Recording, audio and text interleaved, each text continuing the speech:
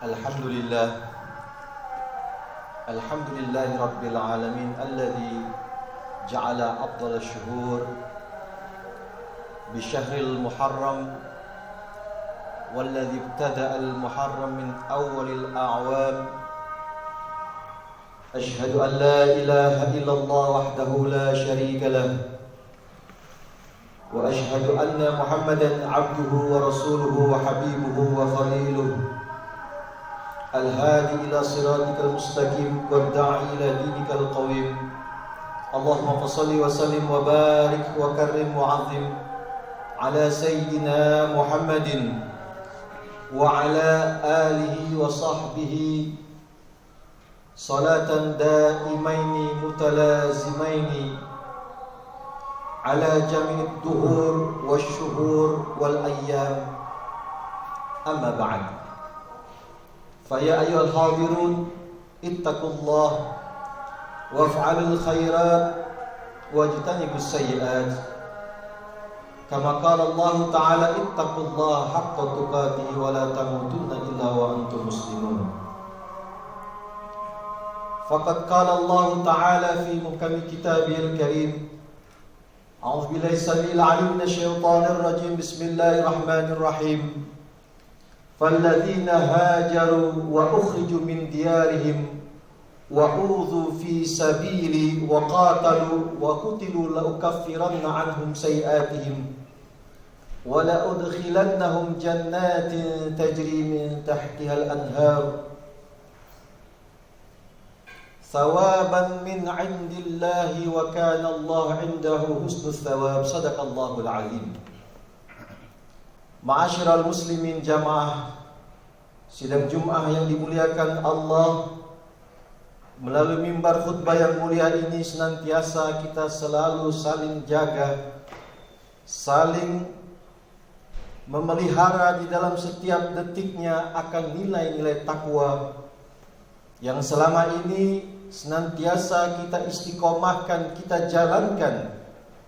Walaupun godaan-godaan di luar sana ataupun godaan di dalam diri kita sendiri senantiasa tidak pernah putus-putusnya untuk melalaikan diri kita akan perintah dan larangan Allah. Maka walaupun nilai itu sedetik saja atau sedikit saja, tetapi semoga yang sedikit itu mendapatkan rahmat dan ridhonya Allah Subhanahu wa ta'ala, dan yang sedikit itu pula lah yang akan meringankan jalan kita menuju surganya Allah Subhanahu wa ta'ala. Amin ya rabbal alamin. Jalan sedikit tetapi kita konsisten, istiqomah di dalam menjalankan amal soleh apapun, meskipun nilainya sedikit di mata manusia, tapi fa insyaallah nilainya sangat luar biasa di mata Allah Subhanahu wa ta'ala. Ma'asyiral muslimin jamaah sidang Jum'ah yang dimuliakan Allah, kita telah memasuki tahun Hijrah 1442 Hijriah, di mana di tahun Hijrah ini kita harus memiliki motivasi hijrah. Motivasi hijrah yang merupakan momentum berharga bagi kita untuk melakukan sebuah perubahan-perubahan yang lebih positif, perubahan-perubahan yang lebih baik, perubahan-perubahan yang senantiasa mengajak kita untuk senantiasa dekat dan lebih dekat kepada Allah Subhanahu wa ta'ala. Maka hijrah hakiki, sebagaimana tema kita pada saat ini, hijrah hakiki menuju tatanan hidup yang baru. Hijrah itu secara substansial ulama mengatakan memiliki dua hal. Yang pertama, hijrah makani, perpindahan tempat dari suatu tempat ke tempat yang lebih baik, tentunya dalam tujuan yang baik. Lalu kemudian yang kedua adalah hijrah ma'nawi. Hijrah makani sifatnya jasmaniyah, hijrah ma'nawi sifatnya ruhaniyah, berpindah dari bodoh menjadi pintar, dari buruk menjadi baik, dari maksiat menjadi taat, dari tidak bisa menjadi mampu dan berdaya. Maka inilah yang senantiasa dari bangun tidur kita berjihad untuk menemukan hijrah hakiki kita. Dan inilah ketika Rasulullah SAW berdakwah, baik secara sembunyi-sembunyi dan terang-terangan. Konteksnya beliau berdakwah mengajak orang kepada Allah, mengenal Allah di dalam paham tauhidnya. Tetapi dalam praktiknya Rasulullah mengajak kita untuk melakukan hijrah hakiki. Saya mengutip di dalam surat-surat Al-Quran, Allah menyebutkan beberapa kata, beberapa hal tentang masalah hijrah. Kalau kita buka di dalam surah Al-Mudaththir ayat 5, hijrah memiliki makna yang artinya menyingkiri. Di dalam surat Al-Maryam ayat 46, hijrah yang mengandung arti meninggalkan dan berpaling. Di dalam surat Al-Muzammil ayat 10, Allah mengatakan hijrah yang mengandung arti menjauhkan diri dari sesuatu. Di dalam surat An-Nisa yang kita kutip ayat 34, hijrah memberikan pengertian yaitu memisahkan. Dan terakhir di dalam surah Al-Imran ayat 194, hijrah yang artinya memutuskan hubungan. Di sini kita tidak akan bercerita tentang bagaimana hijrahnya baginda Rasulullah SAW dari kota Mekah ke kota Madinah. Sejarah atau kisah yang demikian dapat kita baca di dalam kitab-kitab sejarah Islam, kita kaji dan kita pahami. Tetapi dalam dakwah beliau, hakikat hijrah itu, ketika beliau berdakwah sembunyi-sembunyi maupun ketika beliau berdakwah terang-terangan, makna hijrah yang beliau angkat di dalam utammima makarimal akhlak adalah makna yang kita sebutkan tadi. Menyingkirkan, meninggalkan dan berpaling, menjauhkan dari sesuatu, memisahkan dan memutuskan hubungan. Namun hakikat hijrah ternyata tidak dapat diterima oleh sebagian elit masyarakat jahiliyah pada saat itu. Masyarakat elit jahiliyah pada saat itu tidak dapat menerima konteks hakikat hijrah yang diperkenalkan oleh baginda Rasulullah SAW. Di antaranya 3 elit yang sangat terkenal. Abu Jahal alias Abul Hakam, panggilan bagi kaum jahiliyah, Amr bin Hisham, Abu Sufyan, Abu Lahab, Abdul Uzzah. Mereka adalah salah satu di antara tokoh-tokoh yang menentang diajaknya Rasulullah. Mereka tidak mau diajak oleh baginda Nabi SAW untuk melaksanakan praktisi yang kita kenal dengan hijrah hakiki. Padahal mereka mengetahui bahwa ajaran Muhammad ini adalah ajaran dari zat yang maha mutlak. Ma'asyiral muslimin jamaah sidang Jumat yang dimuliakan Allah. Bahkan mereka sangat mengenal sosok Muhammad yang tidak pernah berbohong, yang selalu amanah, selalu jujur, selalu yang memiliki otak yang bersifat fatanah. Mereka tahu, Allah juga mengatakan di dalam suratnya, alladzina atainahumul kitaba ya'rifunahu kama ya'rifuna abna'ahum. Mereka yang telah Allah berikan kitab-kitab sebelumnya, mereka tahu bagaimana sosok sang Muhammad. Mereka mengenal Muhammad sebagaimana mereka mengenal anak-anak mereka sendiri. Wa inna fariqam minhum la yaktumunal haqqa wa hum ya'lamun. Tetapi mereka menutupi kebenaran itu. Mereka menutupi hak yang telah diberikan Allah terhadap masyarakat tersebut. Dan mereka menutupi padahal mereka mengetahui sebenarnya siapa sosok sang Muhammad, baginda Rasulullah SAW. Namun ulama sejarawan mengatakan bahwa ketakutan, kesombongan yang mereka tonjolkan terhadap dakwah baginda Rasulullah SAW justru menghijab diri mereka sendiri. Bukan hidayah tidak datang kepada mereka, tetapi rasa takut kehilangan kedudukan, rasa takut kehilangan pangkatnya, rasa takut kehilangan pengaruh dari masyarakat, para elit masyarakat jahiliyah ini, Mereka tidak mau mengikuti ajaran Nabi, padahal mereka mengenal siapa sang pembawa hijrah hakiki, yaitu baginda Nabi Muhammad SAW. Tetapi di dalam riwayat yang banyak kita baca di dalam kitab-kitab sejarah, baik itu fikih sirah, as-sirah al-halbiyah, dan beberapa kitab-kitab sirah yang sangat terkenal Ibnu Katsir, bagaimana diriwayatkan sosok yang menentang begitu keras baginda Nabi SAW, Abu Jahal, yang dipanggil dengan Abul Hakam, bapak kebijaksanaan, oleh masyarakat jahiliyah. Pada waktu itu diam-diam di malam hari datang ke rumah keponakannya Rasulullah SAW, karena secara tutur Abul Hakam, Abu Jahal ini adalah pamannya Nabi SAW. Diam-diam dia mendengarkan dengan khusyuk suara syahdunya bacaan Nabi Muhammad SAW. Tanpa tersadari, terangnya subuh telah menggulingkan gelapnya malam, telah menggulung gelapnya malam. Karena begitu terbukanya Abu Jahal, diam-diam dia meninggalkan rumah sang keponakan. Lalu tiba-tiba takdir menentukan beliau berjumpa dengan sosok dua orang yang lainnya. Pada saat itu adalah Abu Sufyan, dan pada saat itu adalah Al-Akhsyab. Dua sosok ini mereka malu-malu, lalu mereka berjanji di antara mereka, kita berjanji tidak akan melakukan hal ini. Tapi ternyata di kenyataannya mereka melanggar janji tersebut. 3 kali berturut-turut mereka melanggar janji, karena begitu terpesona oleh ayat-ayat lantunan Al-Quran. Pada hakikatnya mereka tahu bahwa, dan mereka juga sebagai seorang ahli syair, mereka tahu kalimat ini bukanlah buah karya daripada akal, pikiran, perasaan manusia, tapi ini buah karya dari sosok zat yang maha tunggal, yang tidak dapat diikuti kata-katanya. Inilah pada kenyataannya. Tetapi kesombongan, keangkuhan, bahkan di antara sahabat pada saat itu, Akhnas bin Suraik penasaran dengan apa yang dirasakan oleh Abu Sufyan.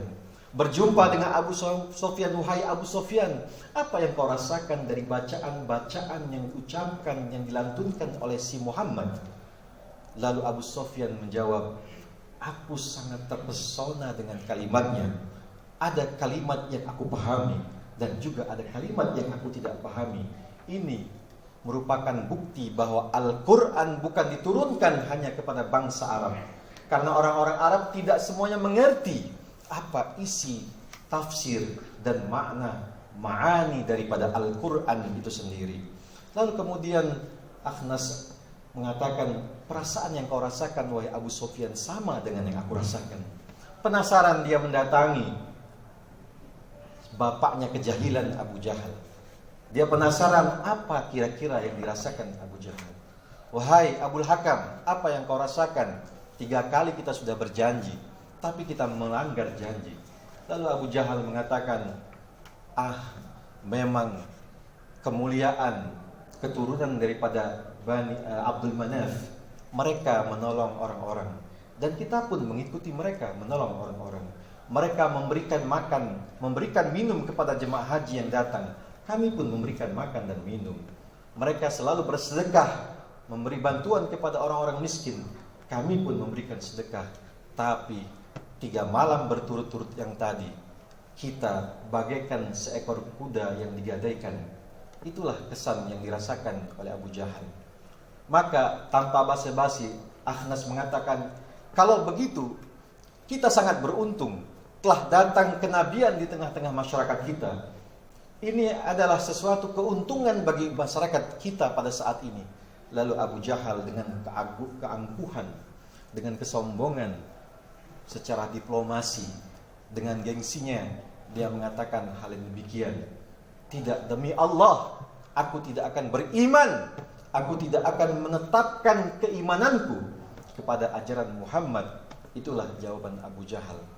Maka Allah Subhanahu wa taala mengatakan bahwa di dalam Al-Qur'an Allah menyatakan 2 ana, di mana 2 ana ini telah menghijab hati manusia untuk melakukan hijrah hakiki, memutuskan hubungan kepada segala sesuatu selain Allah, memisahkan dirinya kepada sesuatu yang selama ini menempel kotoran-kotoran duniawiyah yang ada di dalam hatinya, menyingkirkan segala sesuatu yang dapat melenakannya kepada Allah Subhanahu wa taala. Tapi ternyata dua anak ini Allah menegaskan di dalam kitab sucinya sejarah yang menjadi pelajaran yang sangat luar biasa bagi hamba-hambanya, bagi umat Islam pada khususnya, bagi seluruh manusia pada umumnya. Ana yang pertama adalah ana yang diucapkan oleh sang iblis ketika diperintahkan oleh Allah Subhanahu wa taala untuk sujud kepada Nabi Adam alaihissalam. Padahal sang iblis tadinya adalah hamba Allah yang sangat taat dan patuh dengan segala perintahnya. Tapi ketika itu dia mengucapkan ana khairum minhu, aku adalah sosok hamba yang lebih baik daripada dia. Dia diciptakan dari tanah, aku diciptakan dari api. Maka terhijablah segala keagungan Allah Subhanahu wa taala di hadapannya. Kalau kita mengatakan hal yang demikian, maka ada sifat-sifat syaitannya di dalam diri kita. Lalu ana yang kedua adalah ana yang diucapkan ketika Fir'aun mendeklarasikan bahwa dirinya adalah Tuhan. Ana rabbakumul a'la, aku adalah Tuhanmu yang maha tinggi. Maka terhijablah Fir'aun dari hidayah yang diantunkan, yang disampaikan oleh Nabi Musa alaihissalam kepada Fir'aun. Dua anak ini memiliki potensi yang sangat besar dalam diri kita. Akan sulit bagi kita untuk melaksanakan hijrah hakiki, memutuskan segala kemakhlukan diri kita dan mengesahkan, menselaraskan diri kita kepada Sang Jalla Jalaluhu fil Ula, Zat yang maha mutlak, yang maha esa, dan dia sedia esa. Kalaupun makhluk tidak ada yang mengesahkannya, Allah Subhanahu wa taala sudah esa sejak zaman dulunya. Allah sudah esa di dalam qadimnya, Allah sudah esa di dalam kudusnya. Maka kita menselaraskan kepada Allah, meninggalkan kemakhlukan kita, menghinakan segala yang mengikat kita. Maka ada sebagian orang menyatakan dengan istilah tirakat. Tirakat itu adalah meninggalkan keterikatan. Maka bagaimana kita ingin menciptakan konektivitas yang kuat antara diri kita dan Khalik kalau keterikatan itu masih melekat, keterikatan duniawi itu masih melekat ke dalam hati kita, bahkan mengakar begitu kuat di dalam hati kita. Kita bekerja dalam sehari-hari menyambung hubungan silaturahim. Kita menyambung kabel dari satu kabel dengan kabel yang lainnya, akan supaya terjadinya konektivitas yang efektif. Sampailah tujuan daripada setiap orang yang mengambil jasa kita. Maka hal ini juga kita ciptakan di dalam diri kita. Konektivitas kita jangan sampai terputus. Kita terus sambung, kita bangun, kita menghijrahkan hakiki di dalam diri kita, sebagaimana ajaran baginda Nabi Shallallahu Alaihi Wasallam yang diajarkan kepada sahabat-sahabatnya. Ma'asyiral muslimin, jamaah sidang Jumat yang dimuliakan Allah. Maka yang memutus diri kita dari hijrah hakiki adalah kecintaan kita kepada dunia. Mudah-mudahan kecintaan kita kepada dunia, kecintaan kita kepada kedudukan yang selama ini menghijab diri kita, perlahan-lahan kita kikis, dan insyaallah kita menjadi hamba Allah yang selalu di dalam ridhonya. Amin ya rabbal alamin. Barakallahu li wa lakum bil Qur'anil azim wa nafa'ani bima fihi minal ayat wa dzikril hakim. Aqulu qawli hadza wa nastaghfirullahal azim li wa liwalidayya wa liwalidikum fastaghfiruhu innahu wal ghafurur rahim.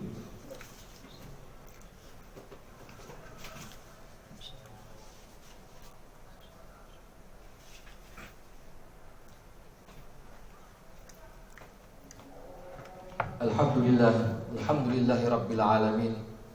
Alhamdulillah mu'ayyid as-sabirina bi azizi nasrihil karim. Ashhadu an la ilaha illallah wahdahu la syarika lah wa ashhadu anna Muhammadan abduhu wa rasuluhu wa nabiyul karim. Allahumma salli wa sallim ala abdikal mujtaba sayyidina Muhammadin wa ala alihi wa sahbihi ajma'in, amma ba'du. Fa ya ayuhan nas ittaqullaha mastata'tum. Faqad qala Allah Ta'ala fi kitabihil karim, a'udzu billahi samil 'alim minasyaitonir rajim. Bismillahirrahmanirrahim.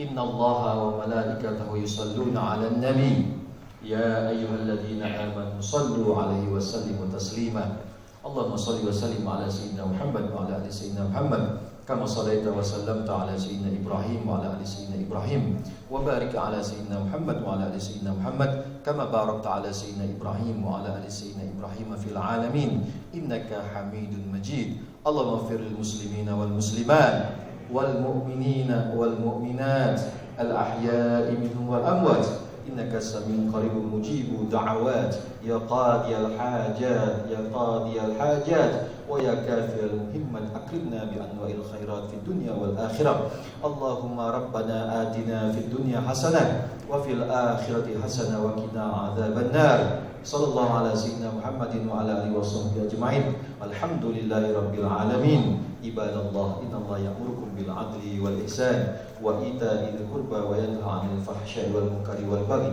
يعظكم لعلكم تذكرون فاذكروا الله العظيم يذكركم واشكروا على نعمه يزدكم واسألوا من فضله يعطيكم ولذكر الله أكبر. قم الصلاة.